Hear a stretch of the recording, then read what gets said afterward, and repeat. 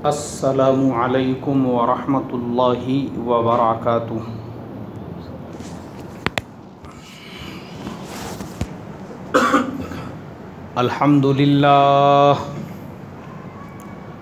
अल्हम्दुलिल्लाहि नहमदुहु व नस्तईनुहु व नस्तगफिरुहु व नु'मिनु बिही व नतवक्कलु अलैहि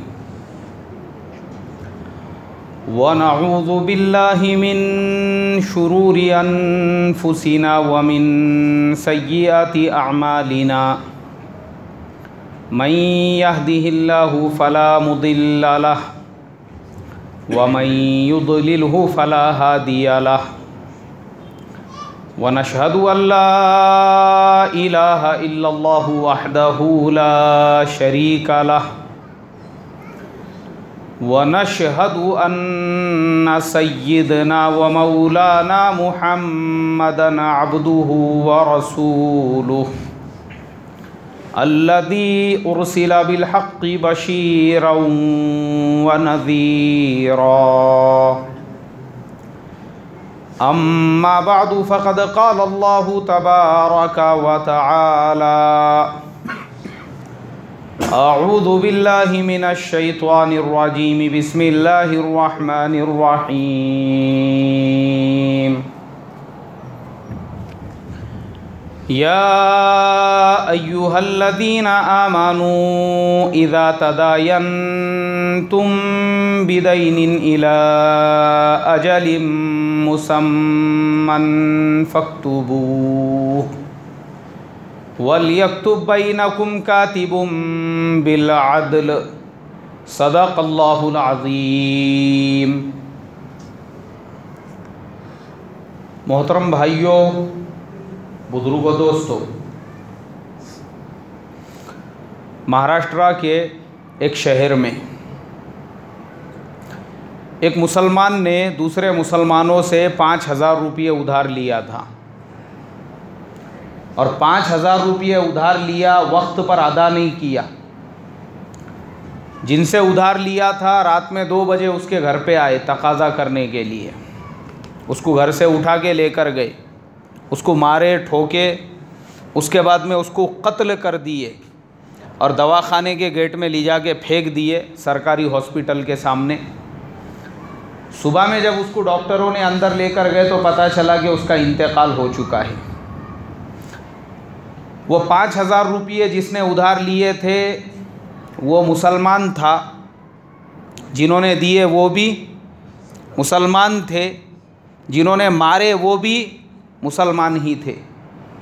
मुझे आप बताओ, 5,000 रुपये हमारे आज के ज़माने में 5,000 रुपये कोई बहुत बड़ी रकम नहीं है कि जिसके लिए आप किसी का कत्ल कर दो, किसी की जान ले लो।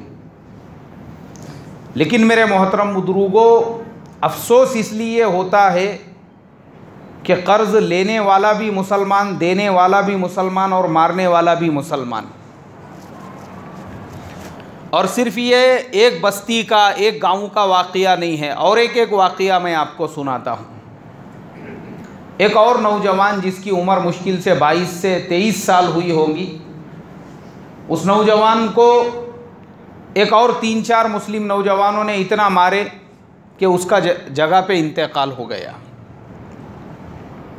आज हमारे मुसलमान मुआशरे के अंदर ये लड़ाई झगड़े, ये कत्ल व गारत गरी, इसकी सबसे बड़ी जो वजह है वो हमारे समाज में गैर ज़रूरी तौर पे कर्ज़े लेना, गैर ज़रूरी तौर पे पैसों के व्यवहार करना, गैर ज़रूरी तौर पे फजूल खर्चियाँ करना, ये सारी चीज़ें इसकी वजह है। शरीयत के अंदर कर्ज़ा आपने कब लेना चाहिए और देने वाले ने भी कैसी सूरत में देना चाहिए, पहले तो हमको ये पता हो। कोई आदमी बीमार है, हॉस्पिटल के अंदर उसको ज़रूरत पड़ रही है, ऐसे वक्त में कर्ज़ा लेने वाले ने भी लेना चाहिए और देने वालों ने भी उसको देना चाहिए, क्योंकि ये ज़रूरत का टाइम है। ऐसे ही अगर कोई आदमी तिजारत के लिए, बिज़नेस के लिए किसी से कर्ज़ा ले रहा है तो लेने वाले ने ले भी सकता है और देने वाले ने उसकी मदद भी करना चाहिए। उसको पता है कि भाई ये आदमी दुकान में पैसा लगाने वाला है, कारोबार में लगाने वाला है, किसी बिजनेस में लगाने वाला है, कोई गाड़ी ख़रीदने वाला है, मसला नहीं है। ये अगर अपने पैसे लेगा भी तो डूबने वाले नहीं हैं। गाड़ी है इसके पास, 1 लाख रुपये लेकर अगर हर महीने इसने 5,000 रुपये भी दिया तो थोड़े दिनों के अंदर वो कर्ज़ा अदा हो जाएगा। दुकान के लिए, तिजारत के लिए ले रहा है, कोई बात नहीं है, दुकान चलती रहेगी। और अगर नई भी दुकान चली तो दुकान का पूरा सामान बेच के, फर्नीचर बेच के भी उससे पैसे हम वसूल कर सकते हैं, क्योंकि वो तिजारत में पैसा लगा रहा है। मगर मेरे मोहतरम बुजुर्गों, हमारे समाज के अंदर गैर ज़रूरी जो कर्ज़े हैं, आज दुकान के लिए, तिजारत के लिए या फिर बीमार के लिए, हॉस्पिटल के लिए 100 में से 5 लोग होंगे जो ऐसे कामों के लिए कर्ज़ा लेते होंगे। लेकिन गैर ज़रूरी जो कर्ज़े हैं जिसकी वजह से लड़ाई झगड़े, लोग एक दूसरे की सूरत देखने को तैयार नहीं, वो कर्ज़े कौन से हैं?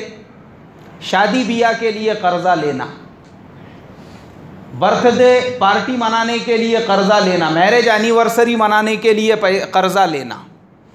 आज ये कर्ज़ा मुसलमानों में सबसे ज़्यादा आम हो चुका है और यही कर्ज़ों की वजह से आज का मुसलमान वो बर्बाद हो रहा है। कर्ज़ा ले रहे हैं, काय के लिए ले रहे हैं? बोले यार हमारे बेटी की शादी है। अरे भाई, अगर आपके बेटी की शादी है तो उसको सादगी से करो, हॉल में करना ज़रूरी नहीं है, मस्जिद में निकाह करो, घर में खाना बना के खिला दो, शादी तो हो जाती।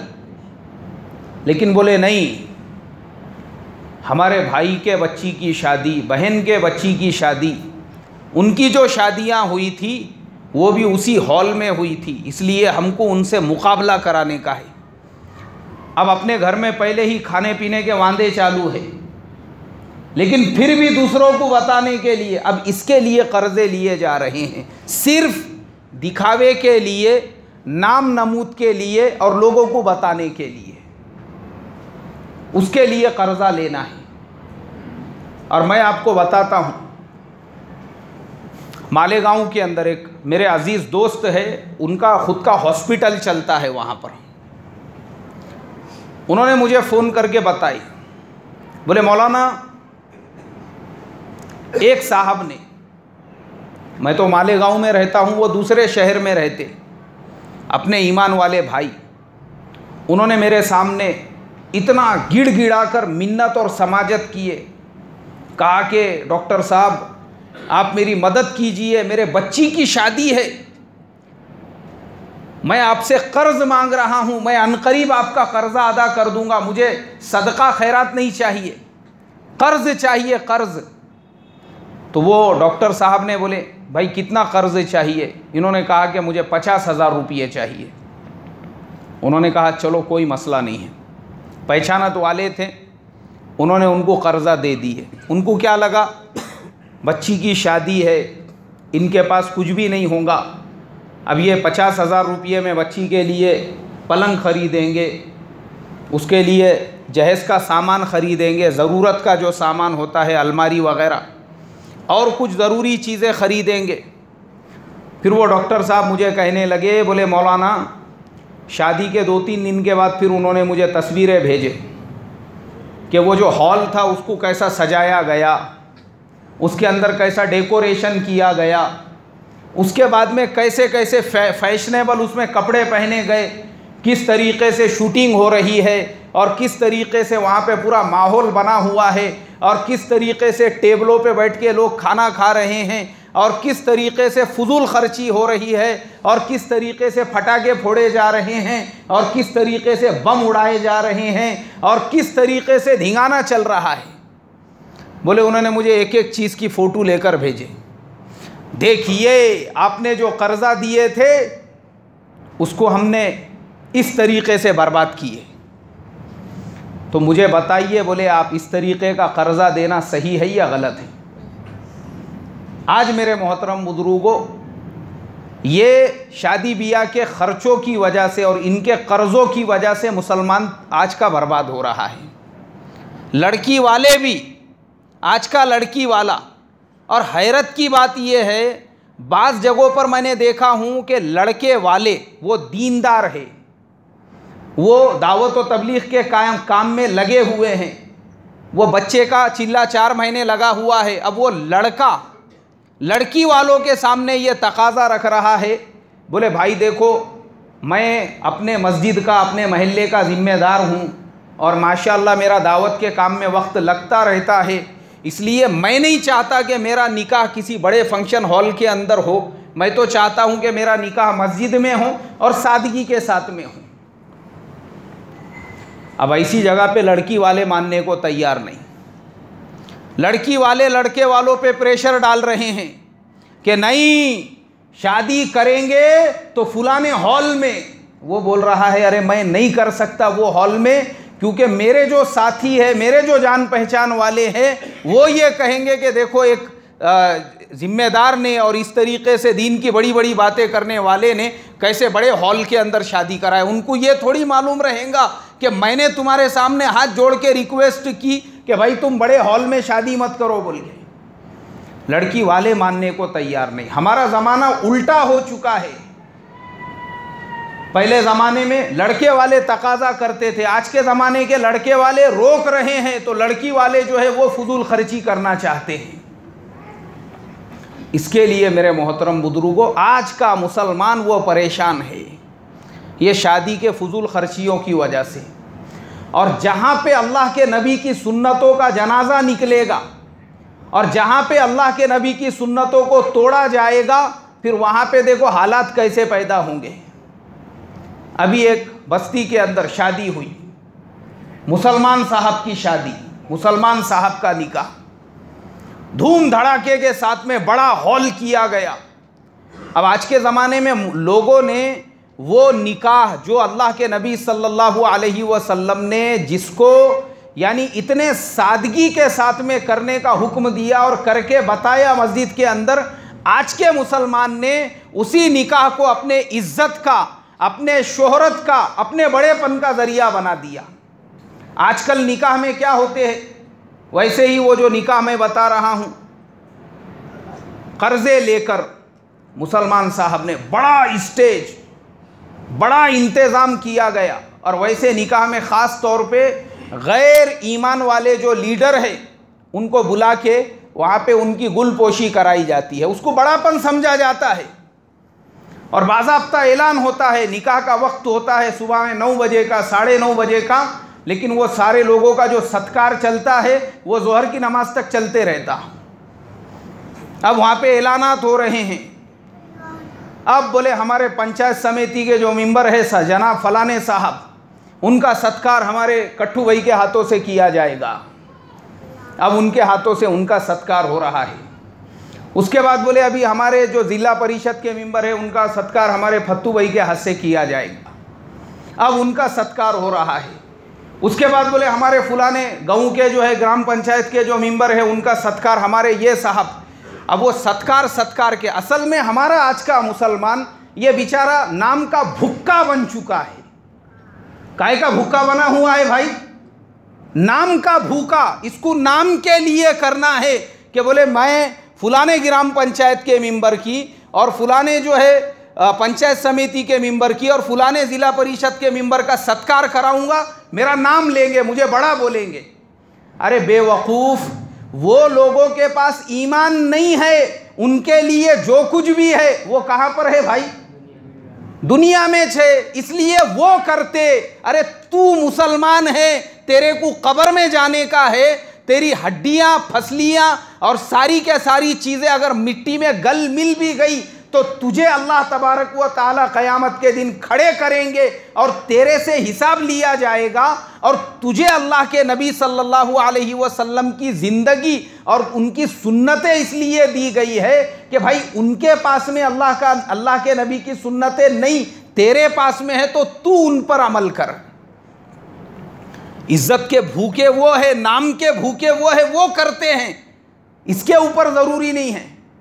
मगर आज का हमारा मुसलमान वो चाहता है जो काम गैर कर रहे हैं वो ये भी करना, वही करना चाहता है। अब उनके चक्कर में हमारे मुसलमान भाई नाम के वास्ते इसका सत्कार उसका सत्कार, वो सत्कार के चक्कर में किसी ने वो दूल्हे मियाँ के जूते लेके भाग गया वहाँ से। अब जूते ले जाने के बाद में कम से कम वहाँ पे, अब बड़ी शादी थी नाम के लिए, अब बड़ी तो करना ही था, बड़ी शादी है बोले, और वहाँ पे कम से कम एक 10-5 हज़ार लोग जमा हुए। अब दूल्हे मियाँ के किसी ने जूते लेकर चले गया। वो ले जाने के बाद दूल्हे वालों ने बोले अरे हमारे दूल्हे के जूते किधर है। उसके बाद में एक आधे के ज़ुबान से एक गलत जुमला निकल गया और उसने ये बोल दिया, अरे कैसे भिखारी टाइप के है बोले ये दुल्हन वाले, हमारे दूल्हे का जूता चुरा दिए बोले इन्होंने। अब ये अगर गलत जुमला बोलने वाला था तो लड़की वालों की तरफ से भी 2-4 सरके हुए थे, उनमें से एक सरफिरे ने सुन लिया वो जुमला। वो कुछ तो भी बांट रहा था लोगों को, शरबत वहीं फेंक दिया उसने, पीछे पलट गया वो।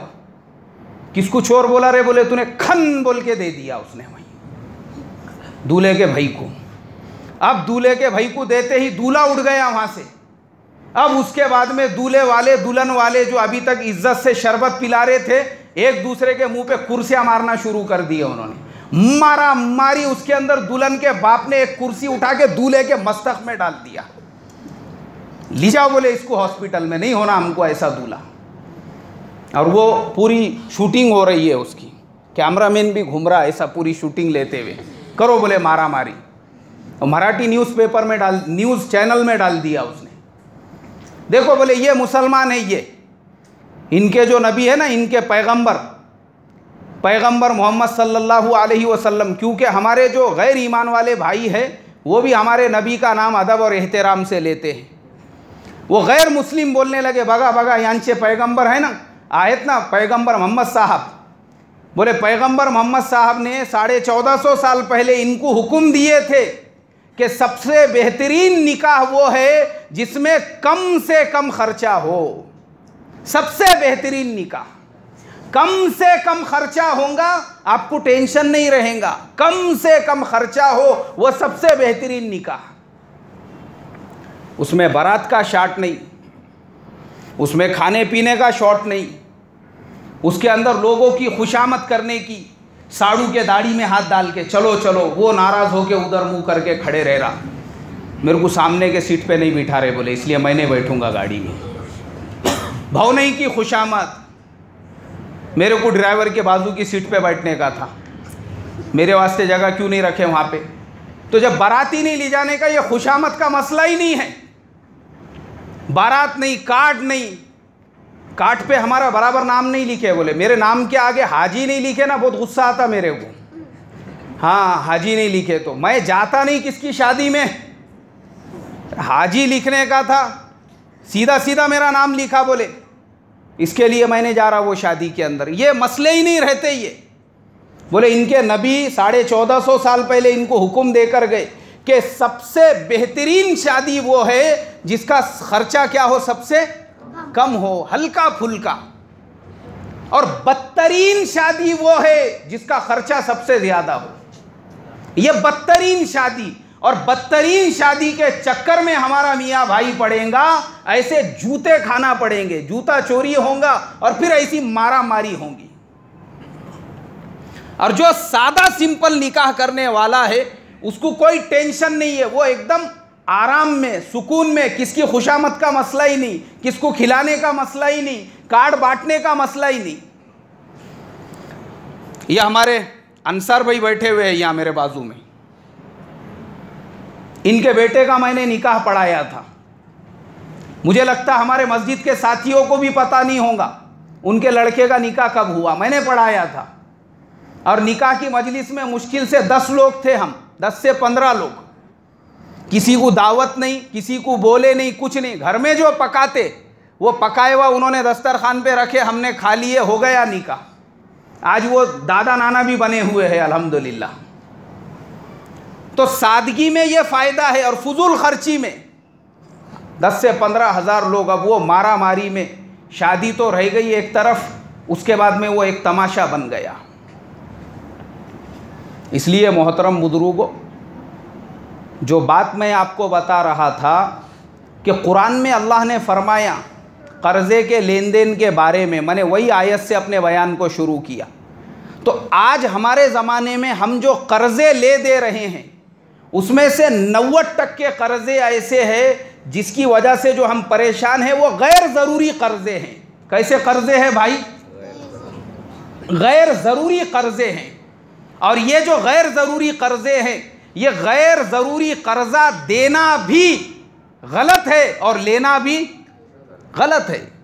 मैंने पहले भी बताया, अगर किसी का कोई रिश्तेदार वो बीमार है, दवाखाने में पैसे अगर उसको भरना है, ऐसे टाइम पे बिल्कुल उसको क्या करो, आप कर्ज़ा दो, मदद करो ऐसे टाइम पर उसकी।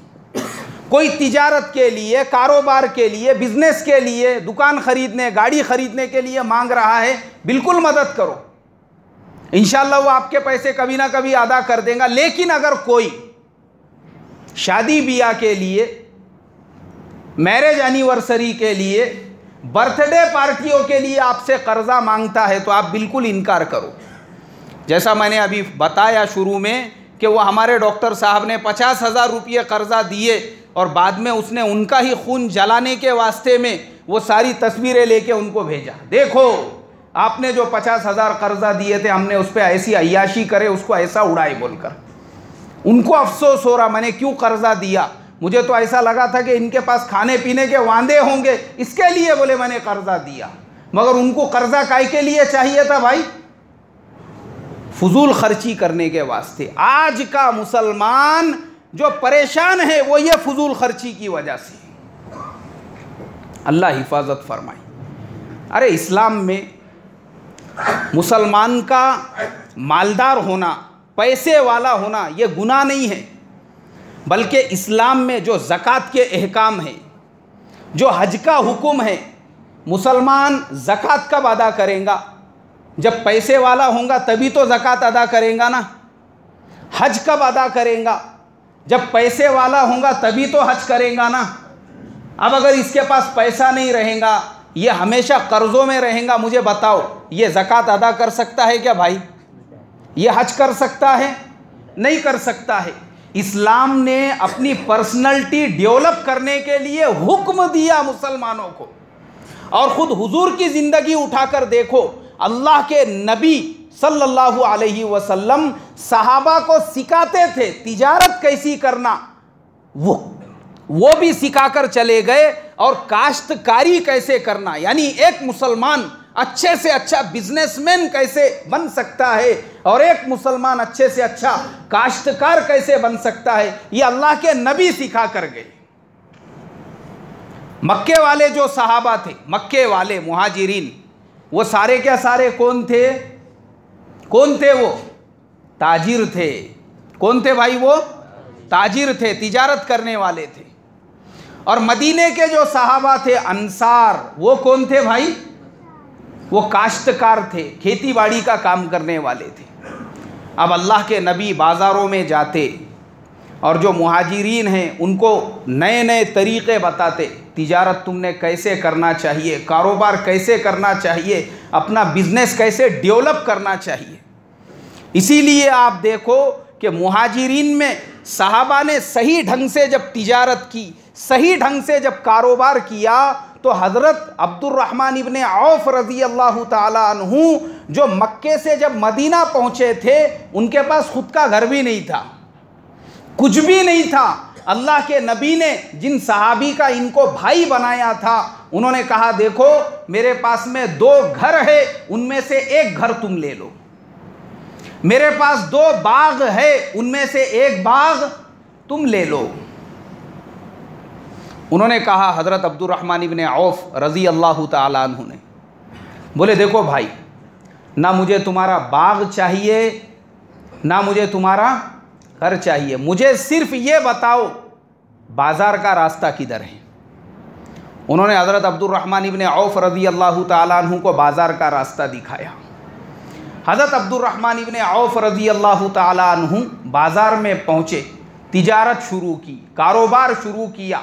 और जब तिजारत अल्लाह के नबी के बताए हुए तरीक़े पे करने लगे, एक वक्त ऐसा आया कि वही अब्दुर्रहमान इब्न औफ रज़ी अल्लाह ताला अन्हु के तिजारत का एक ऊँट वो मुल्क शाम में हुआ करता था, तो आखिरी ऊँट वो मदीना में हुआ करता था। इतना बड़ा उन्होंने अपने कारोबार को फैलाया। अल्लाह ने तरक्की दी तो मना है इस्लाम में।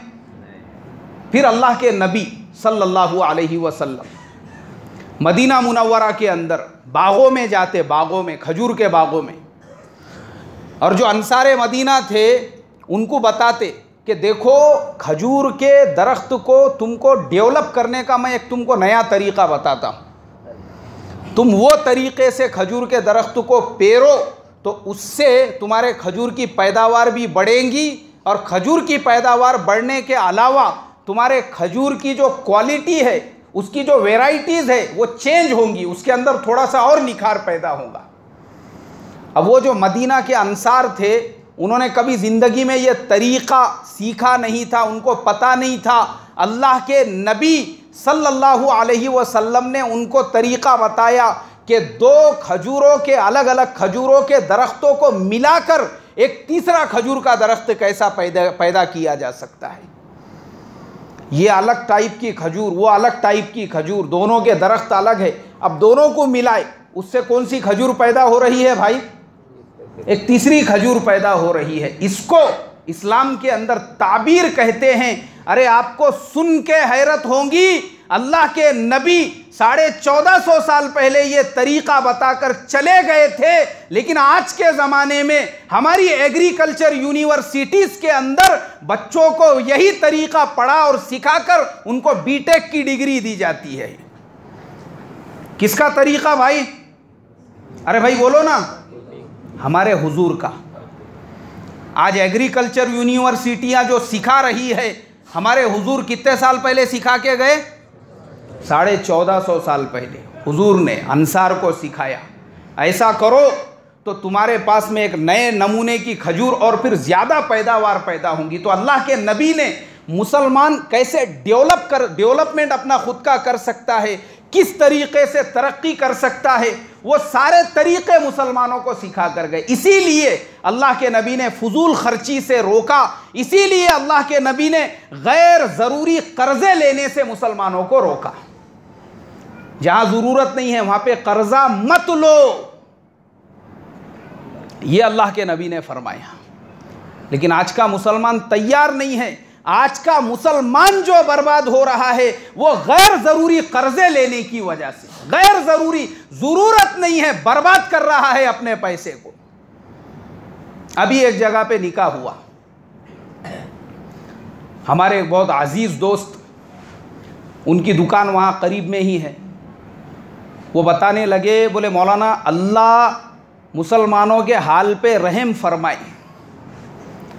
मैंने देखा मेरी आंखों से, हमारा मुसलमान भाई, इसके पास पैसे नहीं रहेंगे, कर्ज़े लेकर भी कैसा मस्ती में आएगा। बोले शादी से 3 दिन पहले वहाँ पे मंडप लगाया गया और रोज़ रात में मस्जिद करीब में है और वहाँ पे हमारे मियाँ भाई के घर में अल्लाह हिफाजत फरमाए औरतों का नाच हो रहा है। और ख़ाली औरतों का नाच नहीं, बल्कि मर्द और औरतों के बीच की जो मखलूक होती है, जिनको मुखन्नस कहा जाता है, ये हमारा आज का मुसलमान उन मुखन्नसों को लाके नचा रहा है अपने घर में, और रात रात भर धिंगाना चालू है। और मस्जिद वहाँ से क्या है भाई? करीब में ही है। पूरे मस्जिद में शोर शराबा। किसकी शादी? मियाँ भाई की शादी है। बोले मुझे आप बताओ, चलो हमारे मस्जिद के करीब में से अगर हमारे जो गैर ईमान वाले भाई है वो कोई जुलूस लेके चले जाए, कुछ बजाते गाते हुए चले जाए, हम बर्दाश्त करेंगे क्या भाई? अरे भाई करेंगे क्या? नहीं करेंगे।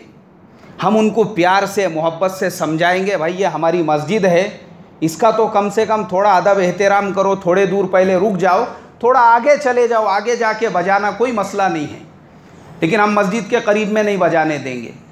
मगर अल्लाह हिफाजत करे, जब खुद एक मुसलमान ही मस्जिद की इस्मत को और मस्जिद की आज़मत को पामाल करे तो उसको कौन रोकेगा।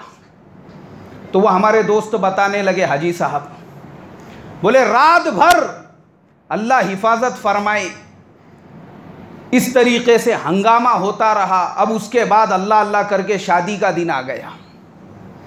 शादी का दिन आने के बाद वो दूल्हे मियाँ के लिए 51,000 रुपये का सेहरा लाया गया। मन्नत थी उनकी। बोले मेरे को 200-400 रुपये का हार नहीं चलेगा। कितने का सेहरा चाहिए? 51,000 रुपये का सेहरा। उसके बाद घोड़े वाले को बुलाया गया। वो भी मन्नत थी, बोलते अम्मा जान की, कि मेरे बेटे को मैं घोड़े पे बैठे हुआ देखना चाहती हूँ। अब ये गधे को 15,000 रुपये रोज़ के घोड़े पे बिठाया गया। घोड़े पे बिठा के बोले मौलाना वो 15,000 रुपये के घोड़े को मुश्किल से 15 कदम भी नहीं चलाए होंगे घर से लेके मस्जिद, वो जहाँ पे शादी खाना होता है वहाँ तक लेकर गए। उसके बाद में वो घोड़े का काम ख़त्म। लेकिन उतनी देर के कितने पैसे हो गए? 15,000 रुपये।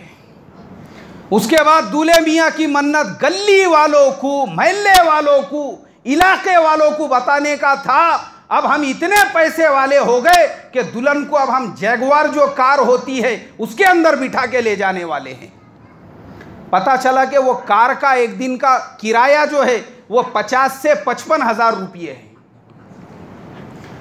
बाकी हॉल उसका 2-3 लाख रुपये, कपड़ों का, शेरवानी का, खाने का, मंडप का, सारी चीज़ों का अलग ही रह गया। शादी हो गई। जितनी भी अरमानें थी, घोड़े की अरमान, सेहरे की अरमान, शेरवानी की अरमान, जैगवार कार की अरमान, सारी अरमानें पूरी हो गई। अब वो होने के बाद वो कर्जे वाले पूरे वहाँ पे लाइन लगा के खड़े हुए हैं। बोले मौलाना मैं मेरी आंखों से देख रहा हूँ, मैं आपको जो फ़ोन कर रहा हूँ इस टाइम पर वो 51,000 रुपये का जो सेहरा था वो मेरे सामने कचरे के कुंडी में पड़ा हुआ है। काय में पड़ा हुआ है भाई? मगर दिखावा 51,000 का सेहरा पहनने का था। अब वो पैसे नहीं देने के वास्ते में दूल्हे के बाप के पास सबको पैसे देने के लिए परेशान अब रिश्तेदार को फ़ोन कर रहे हैं। अरे हमारे साड़ू साहब थोड़ा यार अड़चन में आ गया, मैं मेरे बजट से ज़्यादा खर्चा हो गया। मेरा हिसाब किताब एक 3 लाख रुपये का था, मगर पूरी लिस्ट के हिसाब से खर्चा 6-7 लाख रुपये तक चले गया। एक 5 लाख मिलेंगे क्या 8 दिन के वास्ते? 4 लाख मिलेंगे क्या 15 दिन के वास्ते? अब गैर ईमान वालों को फ़ोन लगा रही, अरे हमारे काय दादा साहेब ते आपली दुकान जर तुम्हाला ठेवायची असेल तर काय प्रॉब्लेम नाही, मला थोडा अडचणीमध्ये 5 लाखची गरज आहे। दुकान रहने दो, तुम्हारे को दुकान दे देता मैं गिरवी रख कर, लेकिन मेरे को कितने की ज़रूरत है? 5 लाख की। दुकान गिरवी रख के, घर की माँ बहनों के जेवर गिरवी रख के अब किसके पैसे अदा करना पड़ रहे हैं? सेहरे वालों के, घोड़े वाले के, जैगवार गाड़ी वालों के और सबके। हालांकि वो सारी चीज़ों का इस्तेमाल मुश्किल से 10-10 मिनट भी नहीं हुआ होगा। यह फजूल खर्ची की वजह से आज का मुसलमान बर्बाद और परेशान हाल है। वरना अल्लाह के नबी इस मुसलमान को बिजनेस कैसा करके करोड़पति बनने का तरीका और बेहतरीन काश्तकार और बेहतरीन किसान बनकर अपने खेती बाड़ी को डेवलप करने का तरीका बता के चले गए थे। इसके लिए मेरे मोहतरम ईमान वाले भाइयों, मैं आप लोगों से बड़े ही दर्द के साथ दरख्वास्त करूंगा, अल्लाह के वास्ते ये शादी बियाह, ये रस्म रिवाज के नाम पर अपने खून पसीने की कमाइयों को मत बर्बाद करो। अरे मत बर्बाद करो, वही पैसा अपने डेवलपमेंट में लगाओ। वो 4-5 लाख रुपये में एक आधी गाड़ी खरीदो, वो 4-5 लाख रुपये में एक आधा मकान खरीदो, वो 4-5 लाख रुपये में एक आधी ज़मीन खरीदो, वो 4-5 लाख रुपये को कहीं इन्वेस्टमेंट करो। मना नहीं है इस्लाम के अंदर। इस्लाम ये चाहता है तुमने क्या करना? तरक्की करना। बोलो क्या करना? तरक्की करना। वो बर्बाद करने से अच्छा है वही पैसे को अरे तुम अपने काम में लगाओ। वरना क्या है ये कि हम अपना रिक्शा गिरवी रखकर, घर गिरवी रखकर, घर की माँ बहनों के सोने के जेवरात गिरवी रख के कर्जे लेकर वो कर्जों को इस तरीके से बर्बाद करे। इसलिए मोहतरम बुजुर्गों, अल्लाह ताला से दुआ करता हूँ अल्लाह पूरी उम्मत मुस्लिमा के हाल पे रहम फरमाए। हमारे ज़िंदगियों में सादगी पैदा फरमाएं और ये फजूल खर्ची से और पैसे को इस तरीक़े से बर्बाद करने से अल्लाह मेरी, तुम्हारी और पूरी उम्मत मुस्लिमा की हिफाजत फरमाए। जिनकी सुन्नतें बाकी है वो पढ़ ले भाई।